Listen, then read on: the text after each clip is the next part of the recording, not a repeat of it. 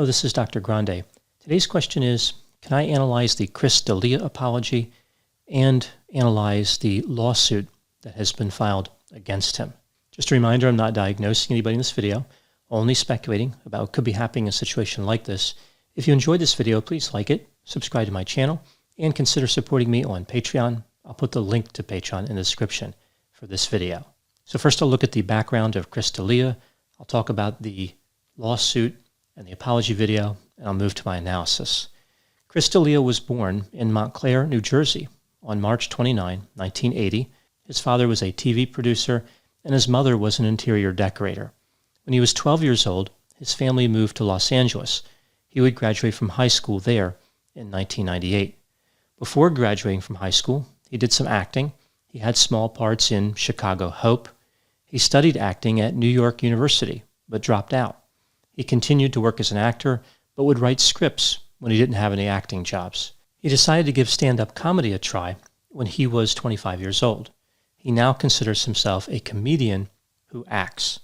Around that same time, he married an actress. They would divorce in 2010. He has been in a few television series like Glory Days, Whitney, Undateable, and the Netflix show You, which is about a serial killer, although that's not the role that D'Elia played. He actually played a character that harassed a girl. D'Elia hosts a podcast, which is fairly popular. He has performed on several comedy tours. In 2013, he had his first one-hour stand-up special. That was on Comedy Central. He would have 3 on Netflix, 2015, 2017, and 2020. This takes us to the controversy. Allegations of sexual harassment, grooming, and solicitation of nude photos from underage girls were made against D'Elia in June of 2020. D'Elia denied the allegations, saying, "I know I have said and done things that might have offended people during my career, but I have never knowingly pursued any underage women at any point." He went on to say, "All of my relationships have been both legal and consensual, and I have never met or exchanged any inappropriate photos with the people who have tweeted about me." He then referred to himself as a dumb guy who got caught up in the lifestyle. D'Elia was dropped by Creative Artist Agency, and a number of people who worked with him on different shows voiced their disgust about the allegations. Even though he'd already recorded a role for Army of the Dead on Netflix, they replaced him with another comedian. Another allegation would surface in September of 2020. It was reported then that in 2011, D'Elia asked an actress for a ride home from a restaurant. D'Elia started awkwardly flirting with her and asked her to touch him. When she refused, he exposed himself and started masturbating. The actress exited her vehicle while telling D'Elia, "You're defiling my car." I was thinking there might be some diminished value on her vehicle, like when somebody is at fault for damaging a vehicle, the insurance company might pay the owner because even though the vehicle is repaired, it's never going to be the same.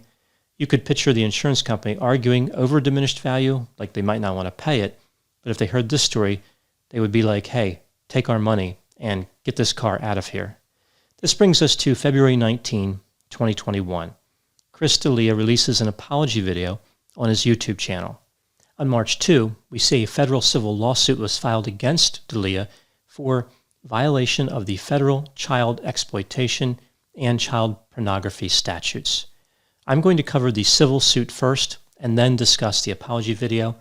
I realize that the apology video came first, but the allegations in the civil suit reference events that happened before the apology video. The civil suit filing I'm referring to is 27 pages. It was filed on behalf of a victim referred to as Jane Doe. She was 24 years old at the time of the filing, but was 17 when the alleged contact with D'Elia took place. I will cover some of the key points in the filing. It is important to keep in mind that these are allegations. As far as I know, nothing has been proven in a court of law, and D'Elia denies any wrongdoing. Now moving to the allegations, Jane Doe contacted D'Elia through social media in September of 2014. She was a high school student at the time. In November, D'Elia invited her to a hotel room in Connecticut where he was performing in a comedy show. The two had sex before and after the show. It's worth noting here that the age of consent in Connecticut is 16. Dalia started requesting explicit photos from Jane Doe. Eventually, she would send scores of photos. It was alleged that Dalia had many opportunities to be aware of Jane Doe's age, including interacting with posts she made where she was clearly in a high school. Like in the post, she was physically in a high school. There are many allegations of manipulation. Specifically, Dalia would be demanding, aggressive. His behavior became sexual very quickly. For example, they were having sex within 10 minutes of their first encounter, and he never kissed her. Dalia unfollowed Jane Doe on Instagram the next day after their encounter. He told her he didn't want to hear no. The last girl who told him no did not hear from him for 6 months. Did she want to be in that same situation? We see this pattern where he would withdraw to gain compliance. He wanted specific types of photographs sent quickly. When he did not get them on time, there would be retribution. He let her know where she ranked as far as other girls with whom he was having sex. He would downgrade her for poor performance, like delays in getting photographs. So at one point, she might be number 1, and another point, she might be down at number 3. So I guess people could move up and down the ranking system fairly quickly. Initially, Dalia demanded that Jane Doe only have sex with him. Later, he would say he wanted photos of her having sex with boys her age. Dalia inquired about other friends of hers for sexual encounters and other friends of his, like asking her if she wanted to have sex with some of his friends. The last communication between the pair was in 2019, about 5 years after the contact started. Again, these are all allegations. Now moving to the apology video. I am paraphrasing most of this for my summary. Dalia started out by acknowledging it's been a long time. I guess he means that it's been a long time since he has been visible and talking about the issue. He reasserted his claim that all his sexual activity has been legal and consensual. He said that after releasing the statement that he released originally after the allegations, that he wanted to talk, but thought it would be better to be with his family and to look at himself. So not the allegations that occurred in March of 2021, the allegations that occurred in 2020. He has sought therapy to try to recover. He talked about how sex has dominated his life, controlled him. It was his focus. He acknowledged that he had a problem and has a problem. As he started to become famous in his early 30s, getting sex became easy. He had a lot of women sending him messages after shows. He suggested he would get at least 50 messages after a performance. He would respond to all of those. That's a fairly high level of intensity. The next section of his narrative gets a little disjointed. He said that as far as the power dynamic of sex, he always believed that the woman had all the power. Maybe he was trying to suggest here that as long as a woman said yes, that was the only thing he needed to worry about. He wasn't necessarily concerned with any power differential because he assumed he was not the one with the power. He felt as though he was lucky. He didn't realize it was a problem. So he looked at his behavior as, I guess, somewhat normative. He went on to say that he cheated on many women, including his fiancée. He believes that this needed to happen because he would not have stopped otherwise. I guess he means that the allegations needed to happen. Most people who deny allegations are not glad the allegations occurred, but I think I know what he's trying to say here.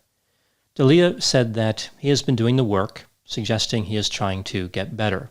He talked about how he can't go back, he cannot fix the insecurity that he wanted to conquer using sex. He is on the path to recovery, and he has not been doing it anymore.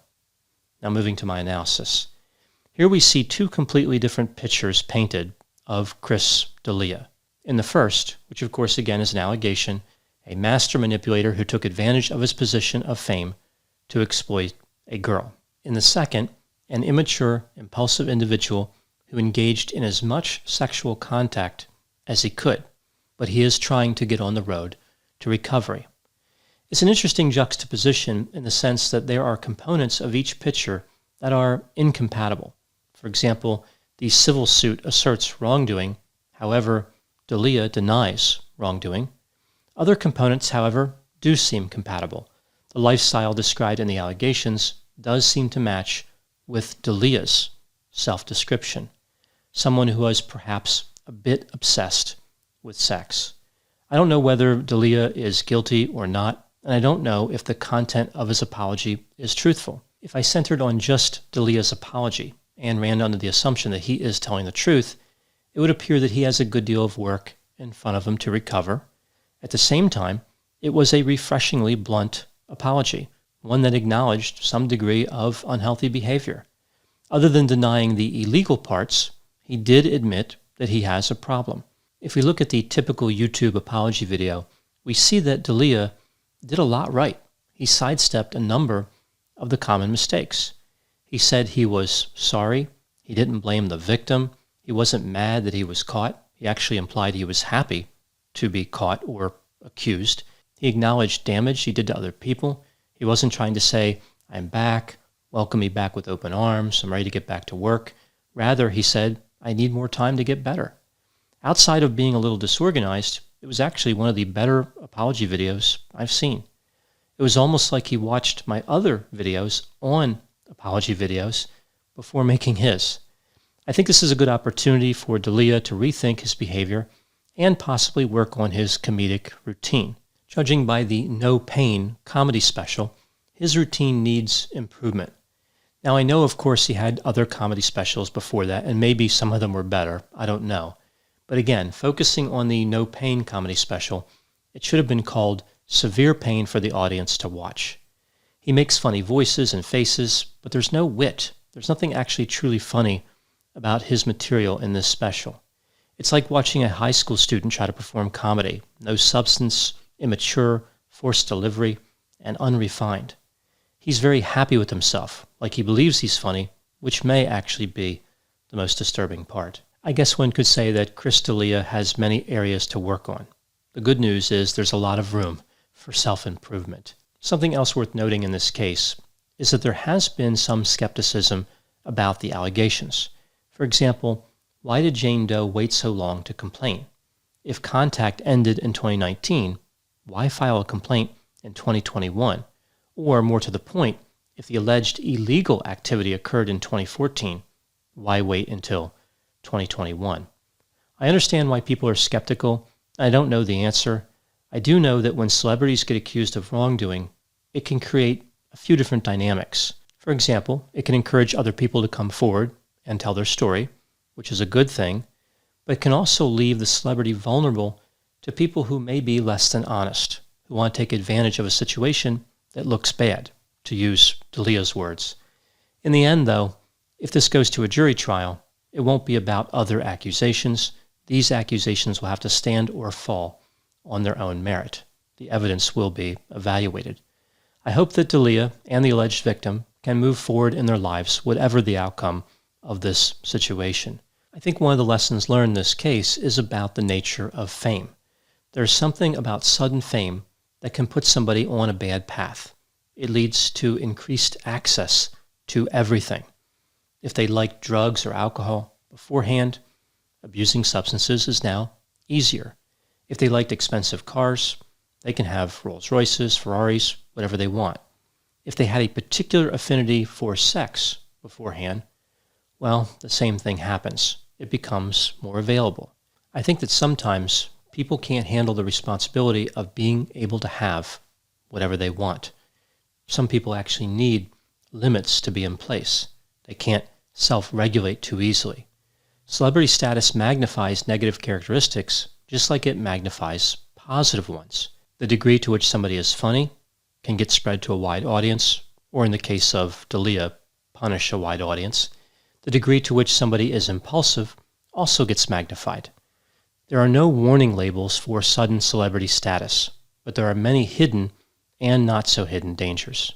Those are my thoughts on the case of Chris D'Elia. Please put any opinions and thoughts in the comment section. They always generate interesting dialogue. As always, I hope you found my analysis of this topic to be interesting. Thanks for watching.